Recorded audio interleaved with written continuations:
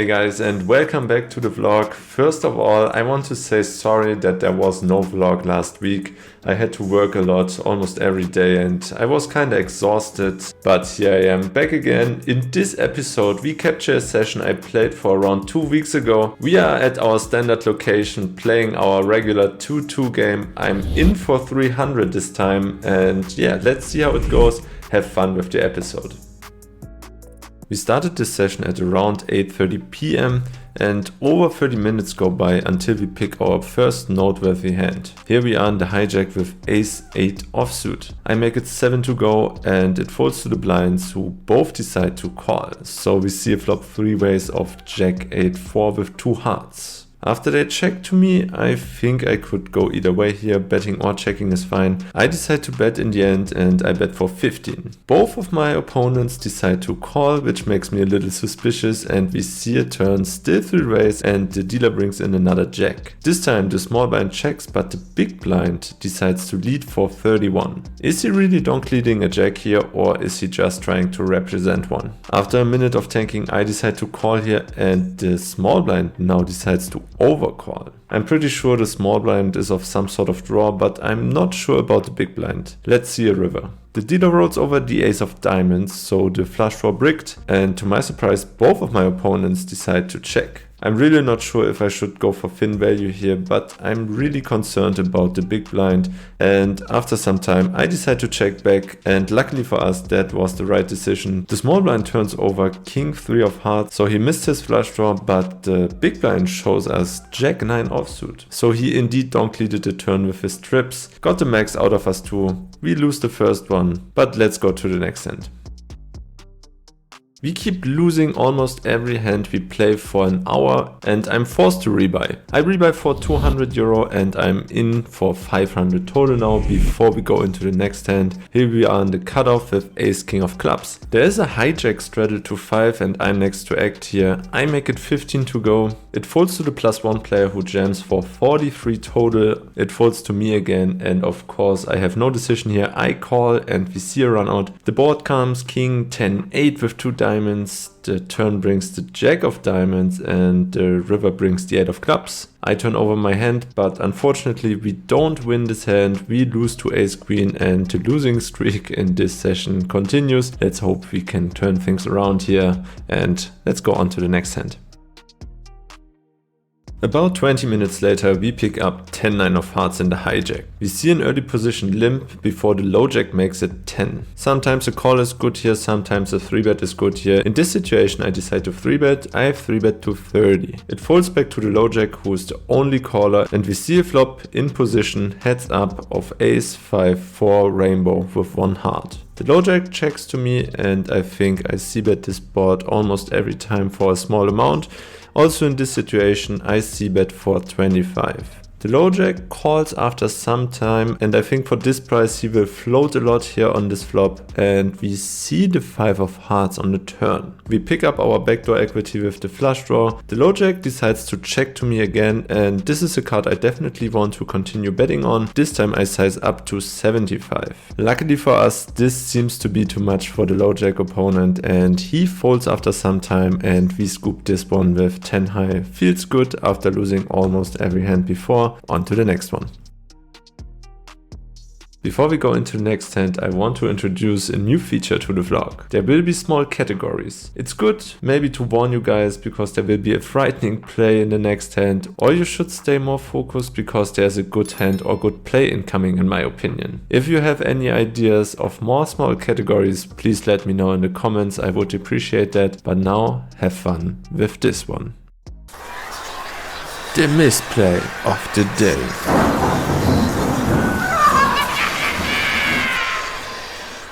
Yep, I know. Now some of you will say, but you misplay every hand in your session.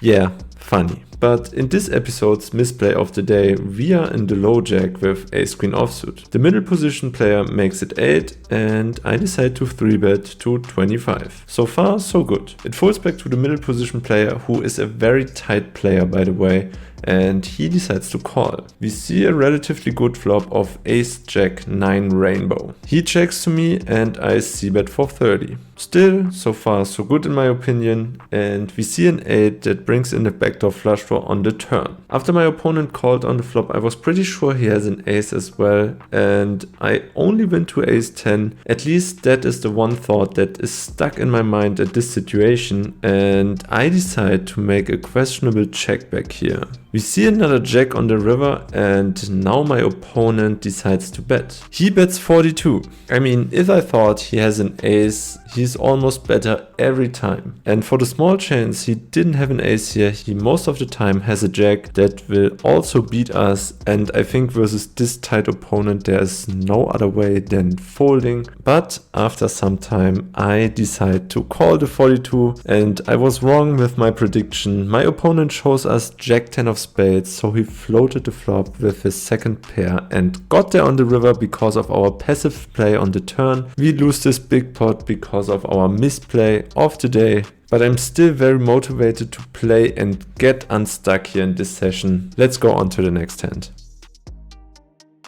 In the next hand we have 10-9 of hearts again, this time in the cutoff. We see a low jack raise to 10, it folds to me, and this time I just decide to call, and all 3 players behind me call as well, so we see a flop 5 ways. The dealer burns and shows us 10-7-6 rainbow. Not really surprisingly, the blinds and the low jack player check to me, and I decide to bet with my top pair and gut shot to the straight, this time for 30. The button behind me calls and the blinds get out of the way. Now it's low jack's turn and he decides to raise, but only to 80. In this situation I really think he has an overpair, he wants to see where he's at, so I'm not in really good shape, but I have a lot of outs. I guess any 10, any 9, any 8 makes me the better hand, and the price is way too good to fold here, so I stick in 50 more to see another card. The button gets out of the way and we see a turn only heads up now. The turn doesn't help us, the dealer rolls over the 6 of clubs. This is definitely a way better card for the low jack, and not surprisingly he jams all in for his remaining stack of 140. I guess now there's no other decision than folding, and that's what I do. Unfortunately we lose this hand. My opponent later told me he indeed had an overpair, but we will never know. I'm pretty short again after this hand, so I rebuy again for 200 euro. We are in for 700 total now. Hopefully we can turn things around pretty soon. It's already after midnight before we pick up ace 10 of diamonds in the cutoff. It folds to me and I raise to 7. Only the big blind call and we go to a flop heads up of jack 8 5 with 2 diamonds. Above average flop for our hand I would say, and after the big blind checks to me I c-bet for 10. He calls and we see an offsuit queen on the turn. Not improving my hand right away, but we have a double gutter now to our flush draw, and after the big blind checks again to me, that is green light to bet again for me, and this time I size up to 35. My opponent seems to have a piece of the board as well and he sticks in 35 as well. So we need to improve here on the river, but the dealer rolls over another queen and we brick completely here. We're sitting here with ace high. The big blind checks to me again and I don't think this is a really good card to turn my hand into a bluff here. My opponent could be very strong after he called twice here on this board, so I give up and check back to my opponent, and luckily so, because my opponent shows us 10-9 offsuit, so he turned the straight and I can imagine he wouldn't fold to a river bet here. Unfortunately we keep losing and it's already rebuy time again. I rebuy for another 200 euro. We are in for 900 total now, and yeah, things don't look good for us so far. Let's see how it goes the rest of the night. About 15 minutes later we pick up king queen offsuit on the big blind. We see a limp from the under the gun player before the +1 player makes it 10. The cutoff calls, it folds to me and I make a questionable call here. The under the gun limper calls as well and we see a flop 4 ways. The flop comes queen 9-6 rainbow. Pretty good for us, but I decide to play in flow and check to my opponents, and all of them decide to check as well. We see the 7 of spades spades on the turn, bringing in a backdoor flush draw, but overall this card shouldn't change too much. So after all of my opponents check this flop, I want to start betting here, so I bet 30. Only the cutoff decides to call and we see a river heads up. Before the dealer gives us the last card, I recognize the cutoff only has 75 behind and I'm ready to go all in on almost any card. There are a lot of draws available and luckily for us, the dealer gives us the 3 of clubs. So almost everything bricked besides 5-4, but that would be pretty lucky I guess. So I stick to my plan and go all in for 75 effective and my opponent snap calls us. I'm really worried, but I turn over my hand and somehow we are good. My opponent mugs and we finally scoop in a very nice pot. Some time goes by until we pick up the hand of the session, 10-9 of hearts again. This time in the cutoff and we see a button straddle to 5. It folds around to me and I raise it up to 15 and the button straddle decides to call. We see a mediocre flop of Jack 7-4 with 2 diamonds and 1 heart. So we have a backdoor flush draw and a gut shot to a straight, and that is definitely enough for me to c-bet here, this time for 20. The button decides to call and we see the king of spades on the turn. Not really an improvement for us, but the king should definitely be better for our hand than it should be for the button. And also this king gives us a double gut shot now. So I definitely want to continue betting here. This time I size up to 75. Fortunately for us, 75 seems to be enough for our opponent and he lets his hand go and we scoop in the nice pot with 10 high again. Pretty nice. Nice. It's getting very late and the table is pretty loose and I'm getting very loose as well. Here I'm in the hijack with 5 deuce of hearts. I raise to 7, which is questionable at first, but now the cutoff behind me makes it 15. The button decides to cold call and I feel priced in here, so I stick in €8 more and we see a flop 3 ways. The flop comes queen 10-5 with 2 diamonds and 1 spade. Of course I check here with my bottom pair. The cutoff continues betting for 15. The button calls and again I feel priced in with my pair here. This price is way too good and I'm already dreaming of another 5 on the turn. So I call and the dealer rewards us with another 5. The 5 of diamonds. So the obvious flush draw get there. But we have trips now. I check, the cutoff checks, but now the button bets 60. I was not calling the flop for 15 to fold on the turn when I got my trips here, so I stick in 60. The cutoff gets out of the way, so we are only heads up to the river now. Unfortunately, the dealer rolls over the 6 of spades, so no improvement for us, but at least not another diamond. I check to my opponent, hoping that he checks back, but no. He bets again, this time for 50. For a third time, I feel kinda priced in here and this feels like a blocker bet to me. At the moment I don't feel he's that strong. Maybe he has a hand like queen 10 or king queen, something like that. And 50 compared to the pot feels way too small for me at this point, so I stick in the call. But we get the very bad news because my opponent shows us ace 8 of diamonds and we get what we deserve for playing 5 deuce of hearts and we lose a massive one. After that hand we lose another €100 with ace king, which unfortunately I don't have captured on video. We are pretty short again, around 150 to 160 in our stack before we go into the next hand.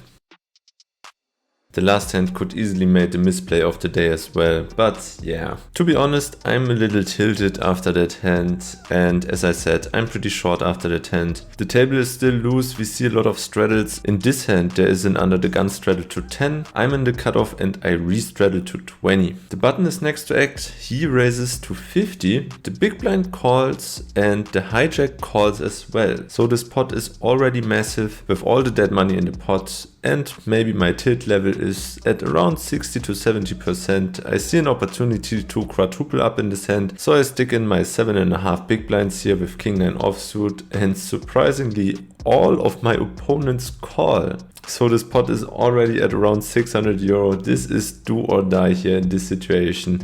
If I lose this one, I'm leaving, taking the L for this episode. But let's see it run out first. The flop comes queen jack 8. So not really much going on for me, only a gut shot. All of my opponents decide to check. We see an offsuit 4 on the turn and my opponents decide to check again. There's some hope on the river because the dealer rolls over an offsuit king. Surprisingly, all of my opponents check. I turn over my hand and one by one, all of my opponents mug their hands. We win this huge pot with king 9 offsuit because of the massive straddles again. Feeling pretty good, and maybe it's time for a big comeback here. Let's go on to the next one. If one of the categories is the misplay of the day, what could be the other category? Right, have fun with it. The play of the day.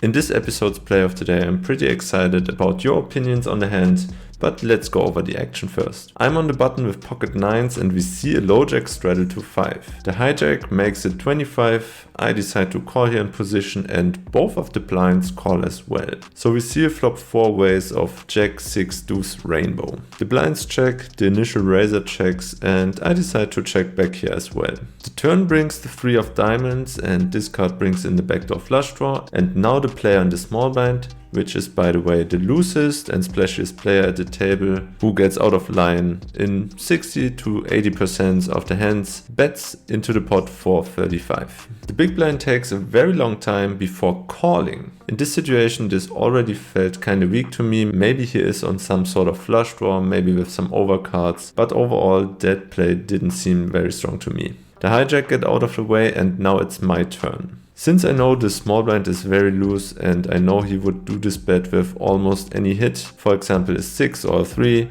or maybe a draw like ace 5, ace 4 and things like that, I'm pretty sure I'm ahead most of the time. Also, I don't think the big blind is very strong. As I said, he may have some overcards with a flush draw, but I don't think he has a jack most of the time because I don't think he would take this long to make the call here. So I really think my hand is best at the moment and I don't think calling is the right play then. I think I should protect my hand and go for value here on the turn already and make this price a little more expensive. So after a minute of tanking, I decide to raise here. I don't want to make it too cheap for my opponent, so I raise to 140. What I thought is a good raise size here on the turn, my opponents disagree because at first the small blind decides to call after 30 seconds and then the big blind goes into the tank for 1 or 2 minutes again before end up calling again. So I'm pretty sure the big blind is on the nut flush draw, but I'm really not sure about the small blind at this point. Anyway, we see a river still 3 ways and it brings in the queen of spades. Luckily for us the obvious front door flush draw brick, but there is another overcard. The small blind checks, the big blind as expected checks as well, and I don't think I can go for thin value here again. The queen is kinda scary, so I decide to check back. I announce my hand that I only have pocket 9s. At first the small blind mugs and then the big blind mugs as well. And yeah, we scoop in a very nice pot because it seemed like our thought process was on point here on the turn and we kinda got max value here with our hand. And that's the reason this hand is the play of the day here in my opinion. But feel free to share your opinion here in the comments, would appreciate that. Let's go on to the last hand. In the last hand of the session I want to go over, we are in the hijack with jack 10 of hearts. I raise to 7, the button, and both of the blinds decide to call and we see a flop 4 ways. The flop comes king 5 deuce with 2 hearts. Not so bad, and after the blinds check to me, I c-bet for 17. That seems to be a fair price for the button player because he calls, but the blinds get out of the way and we are only heads up now, and the dealer turns over the 5 of diamonds on the turn. Not really the best card we were looking for, but I know the button player is a very loose player who likes to float a lot, and I still have the flush draw here, and most of the time this board should be way better for my range than it should be for the button's range. So I continue betting here, and this time I size up to 50. The button wastes no time before calling again. So a little frightening now, but we still have the river that can help us out. But the dealer rolls over the ace of spades. So no improvement for our hand. But in general, the ace should be a good card for me and definitely a scare card for my opponent. Besides that, I'm only sitting here with jack high and I need to bluff to win the pot. After a small time of consideration, I decide to bet 85 to make it look like I really want to squeeze out some value here. The button really goes into the tank and I have to stay calm. He tanks for like 1 or 2 minutes and finally decides to let his hand go. Very nice to get a bluff through here at the end of the session. We scoop in the nice pot and at this point we are finally back in the green. let's go into the session update to see where we finished our session. Wow, 15 minutes can really change your session. Unbelievable. We were down almost 750. If we lose that, we were down all our money we brought with us. But this 3 hands brought us to almost break even. Unfortunately, we played for around 2 hours more and we played some PLO and I lost something back there. So here are the results for the session.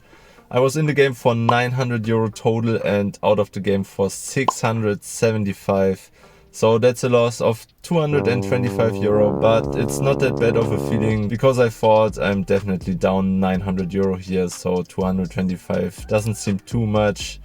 Hope you enjoyed the vlog. See you in the next one. Thanks for watching. Goodbye.